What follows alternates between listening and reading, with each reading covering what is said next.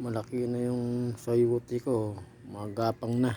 Ayan, magapang na yung sayote ko, taas na.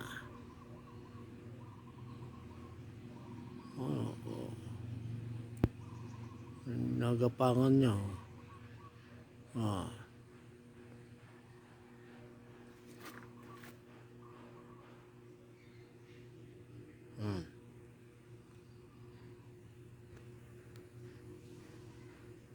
Tapos yung bunga naman ng ampalaya ko nag-iisa. Ayan isa lang bunga niya. Mga ka-subscriber, sana ayan yung punuan ng ampalaya. Isa lang. Ayan, may tumubo pang rambutan saka luya.